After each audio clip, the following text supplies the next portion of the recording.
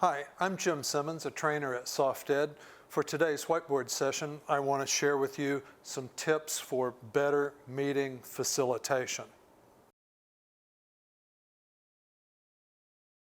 First, good preparation. When you prepare your invitations, identify who your mandatory participants are and who your optional participants are, and let them know in the invitation. Let those mandatory people know that if they don't attend, you're not going to have the meeting. They'll show up. Second, technical preparation. Do it the day before the meeting, not 3 minutes before. You want the meeting to start on time. Third, create an agenda. Get buy-in from your participants beforehand that this is what we're going to cover, and create a timing plan for that meeting. You might consider putting at the beginning of the meeting the most critical elements so that if you run out of time for the meeting, the less important things don't get covered.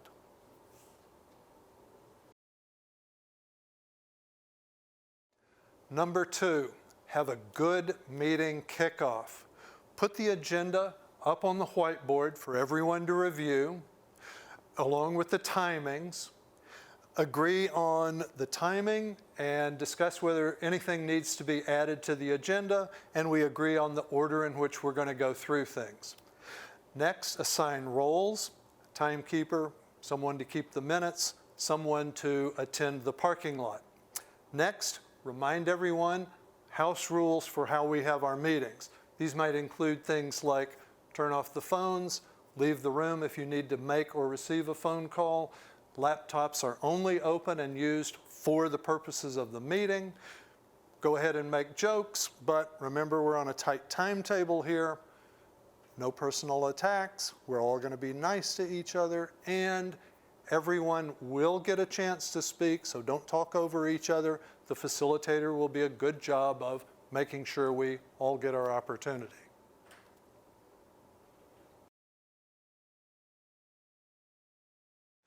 Number 3, allow time for thinking.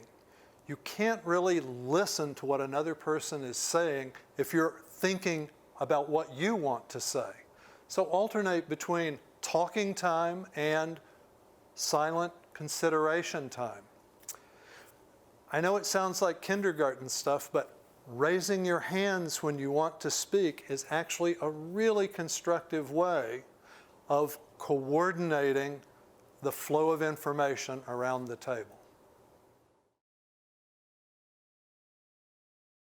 Number 4, learn and use Edward de Bono's 6 thinking hats concept. There's a wealth of information on the web about it. I've used it for years. It's very effective. The idea is that all the people in the conversation put on the same thinking hat at the same time and work together on the problem in that mode of thinking. The basic idea is that white is facts only, no opinions. Yellow, we're looking at the good side of things. Red, feel free to share our emotions about the subject. Black, it's time to be critical, poke holes, really look at the problems in what we're looking at. Green, pure creative conversation. This is the there are no bad ideas part of the conversation. And blue, wrap up, resolution, plan for action for where we go from here. Now, if it's a large group, consider breaking up into smaller groups and apply this thinking and then come back together. 20 people trying to have a creative conversation is unproductive. 6 people, 5 people, that works really well.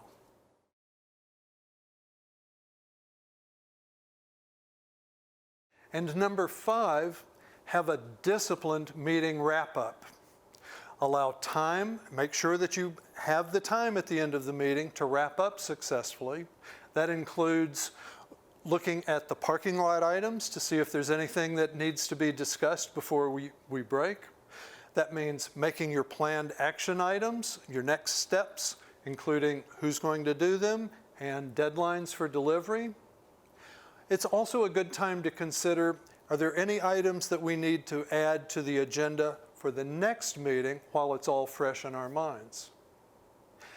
my experience is that teams that follow these 5 tips for good meetings will have meetings that are productive, enjoyable, positive, and they'll deliver the outcome that that meeting was intended to deliver. Good luck with your meetings. Have fun in them. Thanks for watching.